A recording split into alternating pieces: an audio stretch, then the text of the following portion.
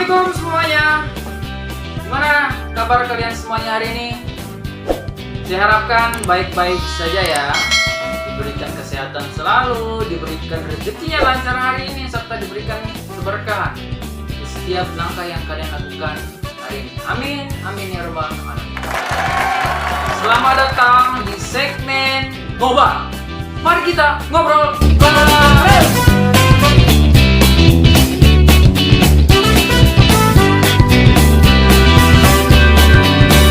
Baik, di segmen pertama ini adalah segmen awal dari Ngobar. Apa yang akan kita obrolkan? Banyak sekali sebenarnya yang akan kita obrolkan. Tetapi di segmen pertama yang akan saya obrolkan adalah perjuangan saya menjadi seorang ASN. Siapa sih yang nggak senang? Siapa sih yang nggak suka?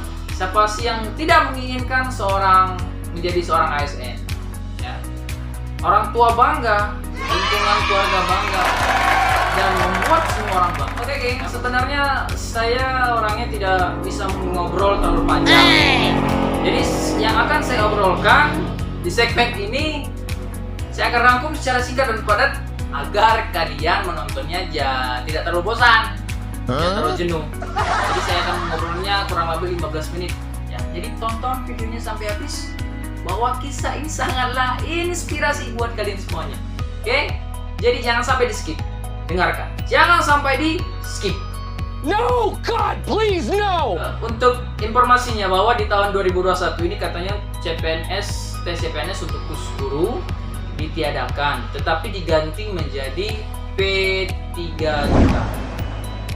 Ya, itu ibaratkan kontrak dari pemerintah. Kontraknya 1 tahun sekali. Oke. Perbedaannya apa? Perbedaannya hanya di akhir masa pensiun. Kalau P3K itu tidak lagi mendapatkan uang pensiun, tetapi untuk ASN masih mendapatkan uang pensiun. Itu aja perbedaannya. Gajinya sama, P3K sama ASN gajinya sama, tunjangan sama, dan lain hal sebagainya. Jadi teman-teman jangan berkecil hati bahwa kenapa tahun ini tidak ada lagi pendaftaran menjadi ASN khusus guru ya, karena saya sendiri adalah guru. Saya adalah guru di salah satu madrasah. Dan saya mengucapkan syukur karena di tahun 2019 kemarin saya alhamdulillah lulus menjadi seorang ASN. Kita akan ngobrol dari mana? Kita akan ngobrol dari yang pertama. Apa itu?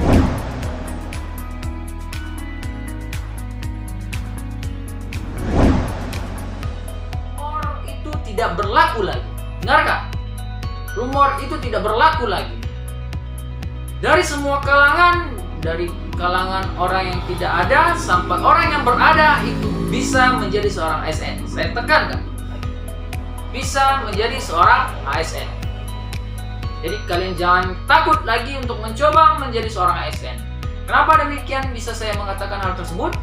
Karena di zaman sekarang sistemnya sudah sangat berubah. Semuanya sudah terbuka. Tidak ada yang bisa ditutupi. Jadi ketika kalian tes, hasilnya akan ketahuan langsung. Jadi yang memang berhak menjadi seorang ASN adalah yang mempunyai nilai tinggi, ketahuan langsung. Jadi tidak ada yang ditutupi oleh pemerintah di zaman sekarang. Oke?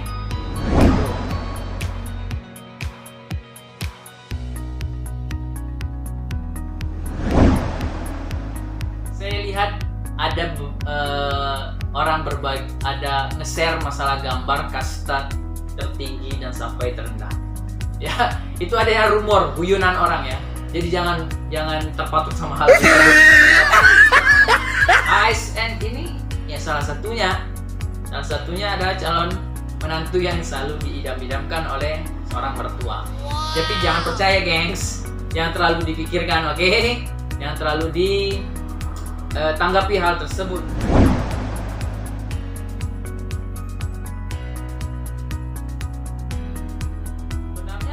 tidak terpikirkan untuk sekarang.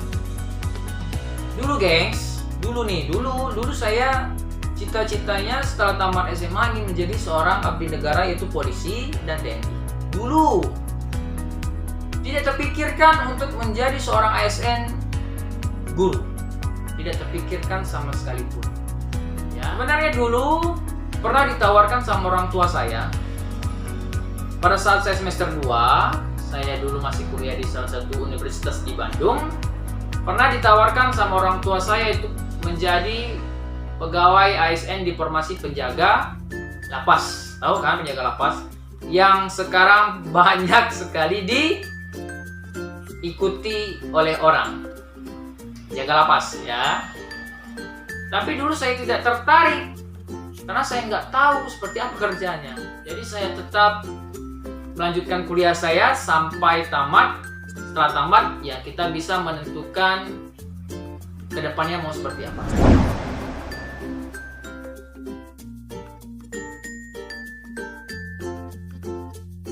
Perlu kalian ketahui gengs bahwa saya sudah mengikuti tes CPNS ini sudah 4 kali loh. Bukan sekali, 4 kali. Bayangkan 4 kali ya. Jadi saya tidak pernah putus asa untuk mencoba terus. Pada akhirnya percobaan keempat, akhirnya saya lulus.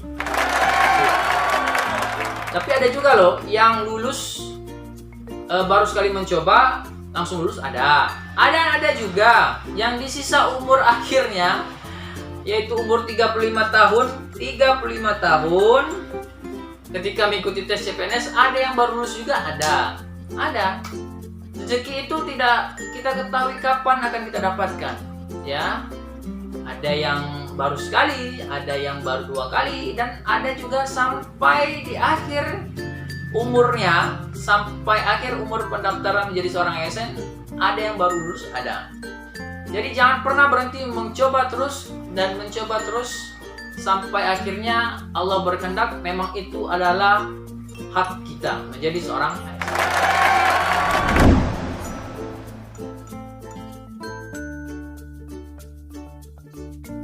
Sudah saya ulas sedikit. Saya sudah 4 kali mengikuti tes CPNS. Sudah 4 kali saya mengikuti tes CPNS. Yang pertama gengs, di tahun pertama atau uji coba pertama saya mengikuti di tahun 2016. Dan itu saya gagal total karena tidak ada persiapan.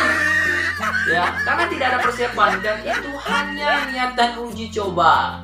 Dan saya tidak pernah tahu seperti apa bentuk tesnya, ya, karena ya belum pernah sama sekali pun mengikuti tesnya seperti apa. Oke, di tahun 2016 tuh geng, ya. Di tahun 2017 saya mengikuti lagi tanpa adanya persiapan, dan akhirnya saya gagal total. Saya gagal total lagi di tahun 2017 uji coba kedua, ya. Dan saya berusaha kembali. Saya mencoba lagi di tahun 2018. Nah, tapi yang perbedaannya di tahun 2018 ini antara instansi pusat sama instansi daerah itu buka secara bersama-sama. Jadi di tahun 2018 instansi pusat dan instansi daerah buka secara bersama-sama. Di tahun 2018 sebenarnya saya mencari informasi di instansi daerah. Adakah yang buka untuk menjadi seorang guru? Ada, sebenarnya ada. Yang sedihnya adalah jurusan yang saya miliki tidak memenuhi syarat administrasi untuk menjadi guru di salah satu sekolah di instansi daerah. Jadi sebenarnya S1 saya ini adalah non-pendidikan, sebenarnya non-pendidikan ya. Jadi tidak bisa masuk ke instansi daerah atau pemerintahan daerah. Yang pada akhirnya saya kembali mendaftarkan diri ke Kementerian Pusat. Tapi berbedanya di tahun 2016, di tahun 2017 saya mengambil di Kementerian Olahraga. Sedangkan di tahun 2018 ada 2 pilihan yang saya pikirkan kemarin. Mau ngambil di mana? Antara Kemenko PMK yang di bawah naungan Ibu Puan Maharani dulunya, yang kedua yaitu di Basarnas ya. Jadi setelah saya pikirkan panjang dan akibat tergiur oleh rayuan teman, karena tergiur rayuan teman saya dulu sudah mendahului tahun sebelum saya sudah menjadi seorang ASN. Katanya enak kerja di kementerian itu, gajinya memang sama rata, tunjangannya ya beda. Yang ini yang sering diincar yaitu perjalanan dinas luar, karena sekali perjalanan dinas luar itu katanya bisa 1 juta dan 2 juta tergantung kondisi, dan katanya bisa 1 bulan itu dinas luarnya sebanyak 5 kali sampai 8 kali. Hitung aja sendiri berapa banyaknya ya, itu baru perjalanan dinas luar. Oke, belum tunjangan, belum gaji pokok. Bayangkan kan itu ya. Karena tergiur oleh teman, akhirnya saya mendaftarkan diri di Kemenko PMK. Tapi sebenarnya niat hati saya dulu ingin masuk ke Basarnas, ya gengs. Karena disitulah passion saya dulunya. Di Basarnas itu buka yang namanya formasi instruktur pelatihan. Ya memang dulunya passion saya memang ingin menjadi seorang pelatih, ya. Niat saya ingin ke Basarnas, tetapi karena rayuan teman, akhirnya saya masuk ke Kementerian PMK. Dan di tahun 2018 ada sedikit perbedaan di tahun 2016 tambah tahun 2017. Di tahun 2018 ini saya berjuang dengan sungguh-sungguh, belajar sungguh-sungguh, optimis harus bisa menjadi seorang ASN. Siapa sih yang nggak mau? Siapa sih yang nggak menginginkan? Ya, saya optimis harus bisa menjadi seorang ASN di kementerian tersebut. Ya, tapi pada hasil akhirnya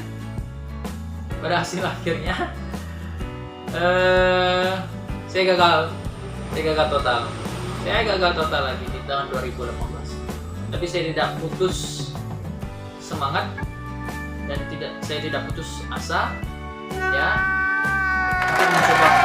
Tentunya di tahun 2018 ini banyak yang tidak lulus dari sistem passing grade, banyak yang tidak lulus dari passing grade, ya, di tahap SKD. Untuk melanjutkan ke tahap selanjutnya pastinya diambil dari sistem rankingan di tahun 2018, ya. Jadi urutan dari 1 sampai 100 itu diurut siapa yang memiliki nilai tertinggi sampai yang terendah, ya. Dikarenakan formasi yang dibutuhkan di Kemenko PMK dulu hanya 2 orang. Ya, 2 orang. Jadi yang bisa melanjutkan ke tahap selanjutnya itu hanya 6 orang. Hanya 6 orang. Ya. Hanya 6 orang. Saya peringkat di 12. Saya hanya peringkat di 12. Hanya peringkat di urutan ke-12. Akhirnya saya tidak masuk ke sistem perankingan dan tidak bisa melanjutkan ke tahap akhir atau tahap SKB. Tapi saya tidak berputus asa. Saya mencoba kembali di tahun selanjutnya, yaitu di tahun 2019. Dan di tahun inilah akhirnya rezeki saya menjadi seorang ASN. Ceritanya gimana sih? Oke, ceritanya 2019 kemarin saya mendaftarkan diri itu seminggu sebelum penutupan loh. Ya, ingat. Jadi saya pikirkan baik-baik harus mengambil di formasi yang mana. Dan saya tidak mau salah posisi lagi. Dan saya tidak mau salah formasi lagi. Jadi di tahun 2019 ini saya banyak meminta saran kepada teman saya. Karena teman saya dulu di tahun 2018 sudah mendahului saya menjadi seorang ASN, yaitu di salah satu kementerian agama, tapi menjadi seorang guru. Naungannya yaitu di madrasah. Ya. Saya terkejut loh. Memang ada guru di Kementerian Agama? Tanya, ada katanya. Oh, ada ya, saya baru tahu. Jadi saya mencoba minta saran kepada beliau, yang akhirnya saya memutuskan mengambil di Kementerian Agama, yaitu menjadi seorang guru juga di naungan Kementerian Agama. Ya. Jadi sebelum saya memutuskan mengambil formasi di Kementerian Agama, saya pikirkan panjang harus mengambil di mana. Pertama, dulu pilihan pertama saya itu di Kementerian Agama. Yang kedua, saya ada jurusan yang dibuka untuk formasi saya itu di pemerintahan daerah Seluma. Ya, jadi saya kembali ke instansi daerah. Saya tidak mau mengambil lagi di instansi pusat. Yang penting pikiran saya dulu adalah ASN aja dulu lah. Gak ada pikiran yang lain. ASN pikiran saya dulu. Akhirnya saya mendaftarkan diri di Kementerian Agama, yaitu kantor wilayah Provinsi Bengkulu, menjadi seorang guru. Ya, tuh.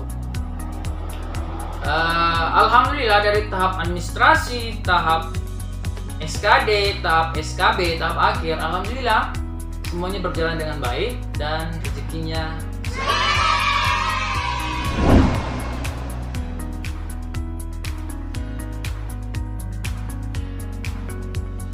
tahap administrasi saya lulus dan tahap SKD tahap kedua, ya. Karena mencoba kembali, karena berjuang kembali, karena berusaha kembali, saya sangat bangga di tahap SKD ini saya mendapatkan peringkat pertama, ya, di tahap SKD. Bangga dong. Ya, saya sangat bangga karena di tahap SKD saya ranking pertama. Kemudian saya sangat optimis harus bisa lulus sampai tahap akhir. Ya. Perlu diketahui bahwa formasi yang saya ambil itu hanya dibutuhkan 4 orang. Hanya dibutuhkan 4 orang. Ya, jadi untuk melanjutkan ke tahap SKB atau tahap akhir, yaitu saingan saya ada 11 orang. Karena pandemi, di tahap SKB kita kemarin ujiannya secara online loh. Jadi nggak tatap muka langsung di tahap SKB, ya. Jadi kita bisa memilih tempat tesnya di daerah masing-masing, tetapi tetap diawasi oleh kantor wilayah kabupaten, ya. Jadi saya memilih di kabupaten saya sendiri, di tempat daerah saya sendiri itu hanya saya sendiri loh, saya sendiri, dan saya sendiri pun optimis harus bisa lulus di tahun 2019 kemarin, tuh ya. Akhirnya setelah menunggu beberapa bulan, alhamdulillah hasilnya di luar dugaan saya. Kenapa demikian? Walaupun di tahap SKD saya ranking 1, maunya saya nih ya, tetap di ranking 1 di tahap akhir. Tapi saya turun ke ranking ketiga. Saya turun di ranking ketiga. Tapi tetap masuk ke dalam jumlah formasi yang dibutuhkan, yaitu 4 orang. Jadi hanya 4 orang yang dibutuhkan dulu. Alhamdulillah luar biasa. Ya, saya sangat bersyukur. Alhamdulillah akhirnya di tahun 2019 kemarin saya menjadi seorang ayah. Dan sampai pada akhirnya ke tahap pemberkasan. Dan ketika sudah melalui tahap pemberkasan, kita menunggu untuk pengumuman pembagian SK. Baru mendapatkan SK-nya yaitu di tahun 2021. Akhirnya kita menerima SK kita sebagai CPNS. Dan di Februari awal kita sudah menerima gaji awal. Kita menjadi seorang ASN. Berbangga hati, saya sangat senang, orang tua saya senang, lingkungan keluarga saya senang. Akhirnya anaknya sudah ibaratkan sudah sukses lah, sudah menjadi orang. Apa yang diinginkan mereka alhamdulillah terwujud semuanya, ya. Itu yang saya sangat membanggakan. Akhirnya saya bisa membanggakan kedua orang tua.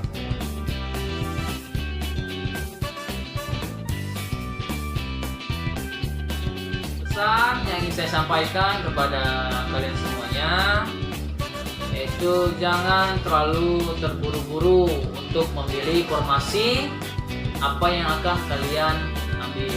Pertama, pikirkan secara baik-baik formasi di mana yang akan kalian ambil, kemudian lihat berapa kebutuhan formasinya. Jangan salah ambil posisi, jangan salah ambil tempat. Pikirkan secara baik-baik di mana harus kalian ambil, ya. Yang kedua yaitu kalian harus berusaha dong, harus berdoa dong, berjuang dong, ya. Karena tidak ada rezeki itu yang kita tunggu, rezeki itu harus kita jemput dengan usaha dan doa. Yang ketiga, mintalah restu kepada orang tua, mintalah doa kepada orang tua. Itu yang saya lakukan, ya. Saya selalu meminta restu kepada orang tua saya selalu minta doa kepada orang tua saya, doakan anaknya, doakan anakmu bisa menjadi seorang ASN. Setiap hari saya minta kepada orang tua. Doakan di setiap sholat, di setiap saat, doakan anaknya bisa menjadi seorang ASN. Dan mungkin dari doa itulah, dari doa ibulah kita juga terbantu, terwujud apa yang diimpikan kita terkabulkan. Teman-teman, saya ingin menyampaikan bahwa tidak ada kesempatan tanpa adanya persiapan, maka hasilnya akan nol. Tapi jika ada kesempatan dan ada persiapan yang kalian lakukan, maka insya Allah mudah-mudahan hasilnya akan terlihat. Maka kisah ini atau pengalaman atau perjuangan yang saya bagikan kepada teman-teman semuanya bisa kalian ambil dari sisi positifnya, ya. Baik, hanya itulah yang bisa saya obrolkan di segmen pertama ini loh. Hanya itu yang bisa saya obrolkan, ya. Di segmen kedua pasti akan ada obrolan yang lain yang akan kita bahas, bisa saja dari sisi kebugaran, bisa saja dari CPNS ini sendiri, ya. Kalian bisa tulis di komentar obrolan apa selanjutnya akan saya bahas, ya. Nanti akan saya buatkan segmennya, obrolan apa yang akan kita bahas. Oke, baik. Itulah yang saya bisa sampaikan, yang saya bisa share kepada teman-teman semuanya. Semoga memang kisah ini menjadi sebuah inspirasi bagi teman-teman semuanya. Saya akhiri di obrolan singkat ini. Assalamualaikum warahmatullahi wabarakatuh. Selamat berjumpa di